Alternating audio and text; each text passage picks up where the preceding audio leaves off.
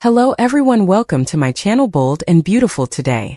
R.J. Forrester no way anticipated a single elevator lift to change the course of his future, but the moment those imaged doors slid open and he saw Eric Forrester standing outside Katie Logan's satiny, recently ingrained fashion headquarters, smiling, amped, alive in a way R.J. hadn't seen in times. Commodity inside him shifted ever, because Eric wasn't supposed to be there, not in a new company, not after withdrawal. Not later. Each the whispers about decelerating down and stepping back, and yet there he was, dressed in a acclimatized cortege blazer, laughing with Katie as if this bold new adventure were breathing youth back into his modes. And in that instant RJ realized that greatness wasn't confined to Forrester Creations, it wasn't chained to heritage. It was wherever passion lived, and Eric looked more passionate than ever, further inspired than he'd been in times, and RJ felt an unforeseen, electric pull toward that energy, that freedom, that future. So strong it made his casket strain, because while Ridge and Steffi had been busy guarding the throne at Forrester, erecting walls and choosing sides, Eric had chosen possibility, and Katie had given him an area of his own, a place where ideas were born rather of battled over, and RJ, standing there with his sketchbook put away under his arm, realized he didn't just want to watch history be. He wanted to help produce it. Indeed, if that meant stepping out of his father's shadow, indeed if it meant disappointing Ridge, indeed if it meant kindling a war he wasn't sure he was ready to fight, because when Eric looked up and saw RJ, his eyes lit up with pride and surprise, and Commodity dangerously close to stopgap, and he said, "You came." As if he'd known each along that RJ would follow his heart, and Katie's warm, encouraging smile felt like an open door into a unborn RJ hadn't dared to imagine. One where he wasn't Ridge's son or the baby Forrester, but a developer in his own right. And as the office buzzed around them with new hires, fabric tapes, mood boards, and possibility, RJ felt a spark enkindle in his soul, the same spark that had formerly driven Eric to make an conglomerate from nothing, and suddenly the words tumbled out of RJ's mouth before fear could stop them. "I want to work then."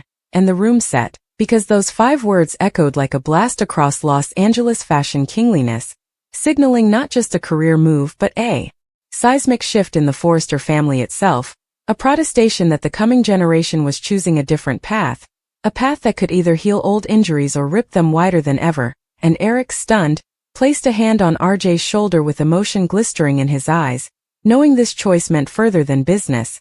It meant heritage revived, while Katie felt the weight of what this would mean when Ridge inescapably set up out, because Ridge wouldn't see this as growth, he'd see treason, and Brooke would be torn between pride in her son and fidelity to the man she loved, and Steffi would interpret RJ's move as a direct challenge to Forrester Creations' future. Yet in that fragile electric moment, none of that signified to RJ, because for the first time he felt like he wasn't just inheriting a fortune, he was choosing one. And as he stepped completely into Katie's office, girdled by invention, ambition, and his forefathers' revived spirit, RJ Forrester crossed a line that could no way be uncrossed, intentionally setting off a chain response of heartache, battle, and reinvention that would rock the Forrester dynasty to its core. Eric Forrester is going against the Forrester family. I wonder what Stephanie Forrester would say about this. Eric Forrester came out of retirement quickly. He told his son that he was done working at Forrester Creations, and he was telling the truth. Eric Forrester also did not say that he would not do anything else. Katie Logan Spencer got lucky with her timing. The way things worked out on the soap opera was also good for her. She is very lucky to have such an advantage as she starts the difficult job of building her new fashion house. Eric Forrester is really going against his family now. I think about what Stephanie Forrester would say if she knew what Eric Forrester was doing. Who is better to help Katie than the co-founder of Forrester Creations as she starts to work really hard to make a new brand in the fashion world and show her sister, Brooke Logan Forrester, that she is wrong. Eric Forrester changes his mind about retiring. Katie liked it when Eric said things to her when she talked to him and her other sister, Donna Logan, at the Forrester mansion. Then Eric started to do more to help her. He thought Katie was really determined when he met her at her office in the Spencer Publications building. Eric Forrester was impressed with Katie's drive to make things happen.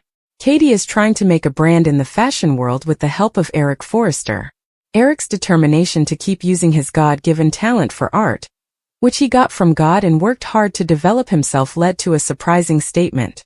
Eric told Katie that he wants to do more than just give advice like he said recently. He is going to help Katie build the company from the beginning. Forrester Creations 2.0 is going to be under the Spencer Logan umbrella. If Stephanie Forrester was still alive, she would have a lot to say about Eric's decision to help Katie. Eric's decision to help Katie is a deal. Forrester Creations 2.0 is a start for Eric and Katie. Eric wants to make Forrester Creations 2.0 a success with Katie's help. If Stephanie is really in heaven, and some people who did not like her might not think so, Stephanie would probably support Rich Forrester and Brooke. This would make sense for a soap opera because it would divide the people who started the company into two groups that do not get along. Eric would support the rival and Stephanie would stay with her son Rich Forrester. The old surprise storyline where it was found out that Rich Forrester was actually the son of Massimo Marone could be brought back, and it would be really dramatic and complicated. Stephanie would still care about Rich Forrester. Want to help him. It is fair to say that what Eric has decided will cause arguments between Eric and Ridge about that lineage. The main focus will be on Ridge and Brooke feeling really hurt by Eric's choice to support someone who took something that belongs to Forrester Creations. Ridge and Brooke think this person stole from them. Katie Logan Spencer deserves her day. A fair chance is what Eric wants to give someone. Eric is trying to do what he thinks is right. The main thing is that Eric is helping someone who is competing against Ridge and Brooke. This will make Ridge and Brooke very upset with Eric because they think he is helping someone who did something wrong to Forrester Creations. Yes, Eric gets to go to his good old days and feel the excitement of building a fashion house from scratch all over again. Eric is doing what Bill Spencer told Katie when he gave her that amazing wedding gift. Both men think Katie can do things. They believe in her. Eric loves his family much, and that includes a lot of people, not just the ones with his last name. He really cares about Donna. He has kids with Brooke. Now he is helping Katie, the third sister. Eric is very committed to the people he loves like Donna, and he wants to see Katie succeed too, just like he wants the best for Brooke and Donna. He's part of the Logan family, not just the Forrester clan. Katie has an announcement about Logan. She is going to make Logan a big deal at Forrester Creations. Katie found a lead designer for Logan, and it is going to be a surprise for Bill Spencer. He wants Logan to be a fashion company. The new designer is Eric Forrester. He used to be in charge of his company, but his son and daughter-in-law did not want him there anymore. So Eric Forrester is going to work with Katie on Logan. He will get to be creative, and that is good for Logan.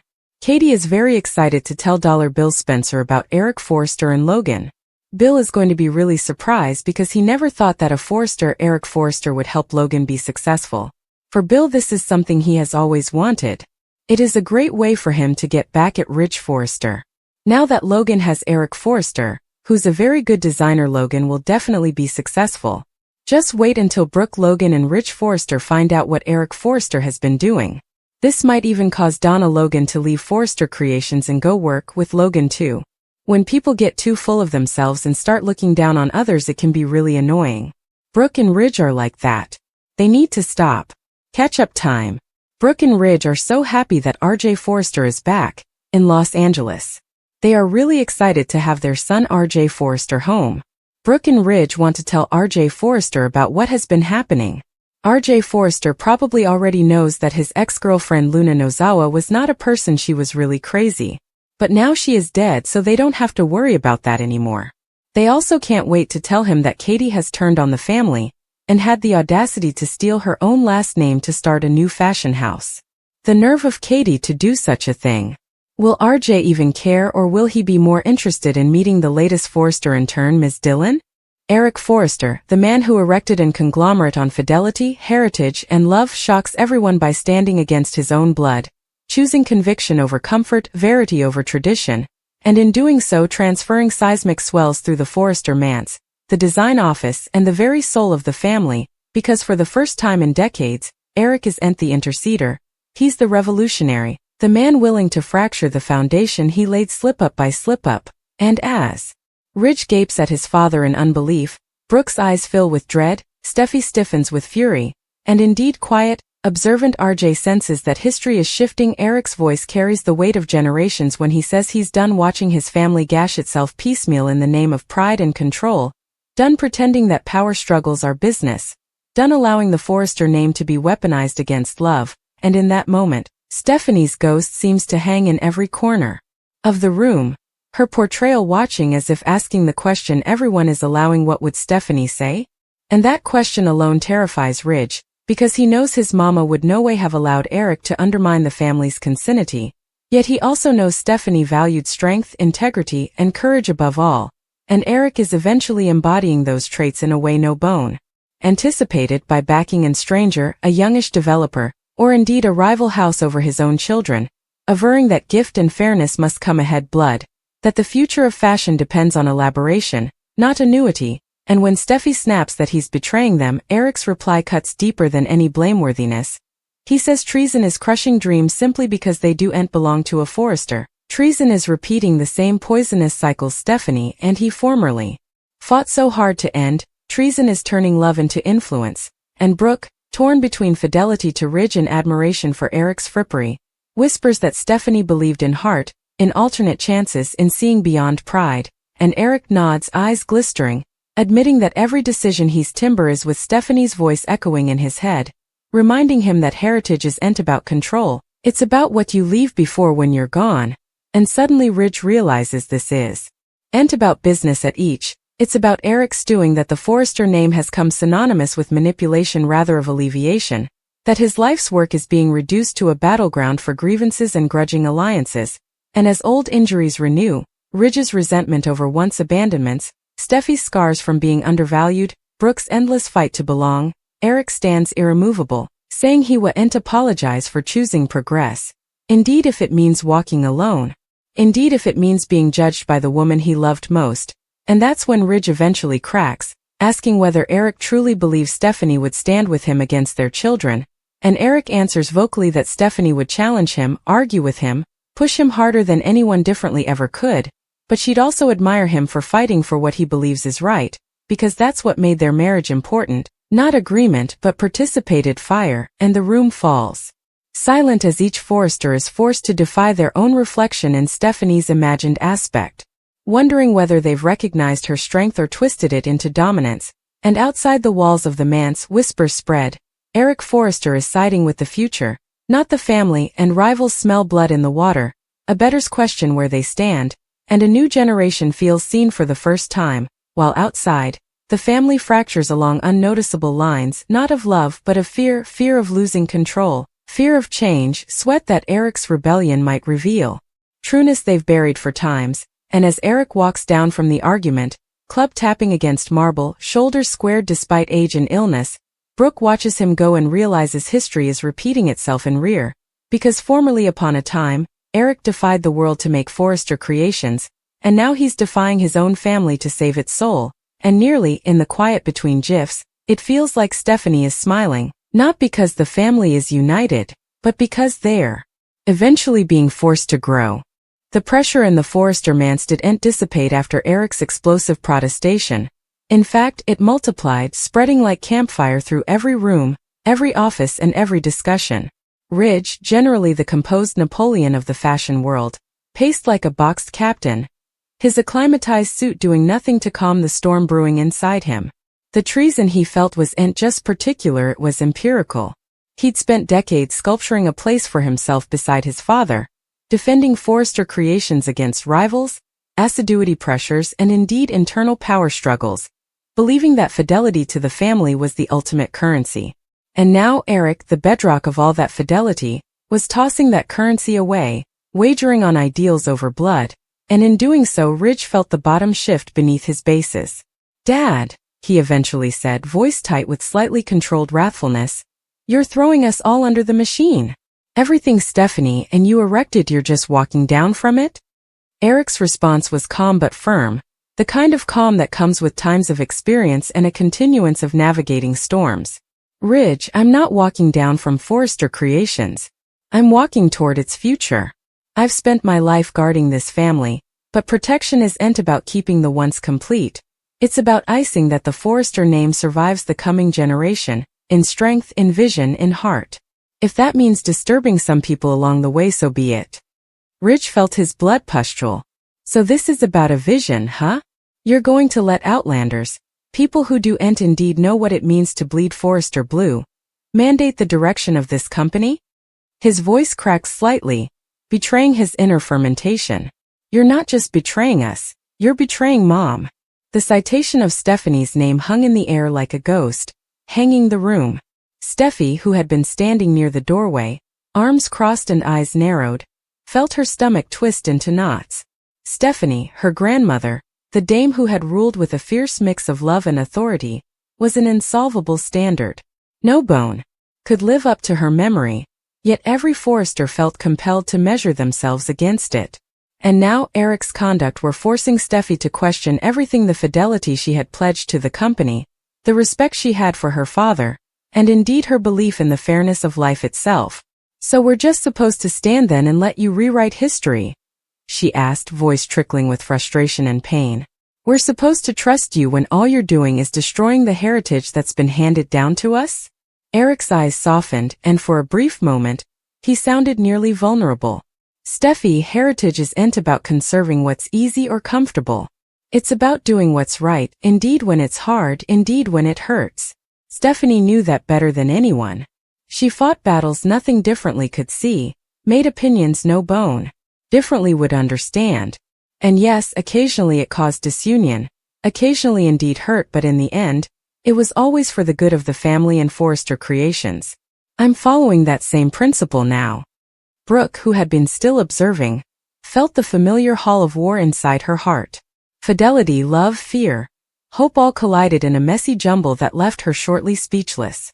She understood both sides: the heritage ridge cleaved to like armor, and Eric's hopeless desire to ensure the company's future, indeed if it meant defying the veritably people he'd erected it for.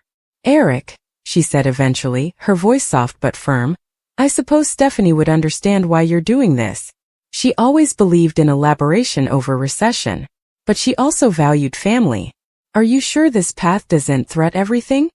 Eric met her aspect and jounced. "I've allowed about that every single day.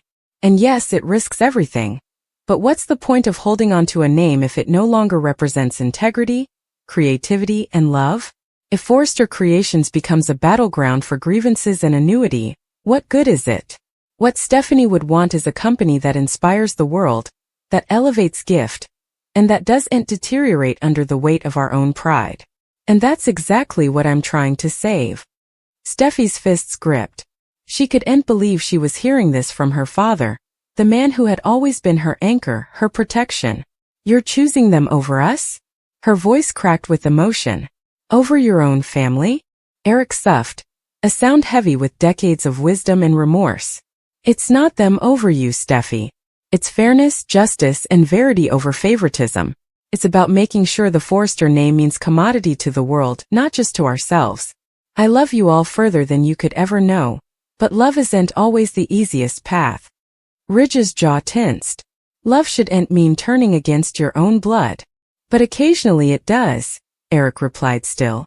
"Occasionally love is letting go of old patterns, indeed if it hurts. Stephanie did it all the time.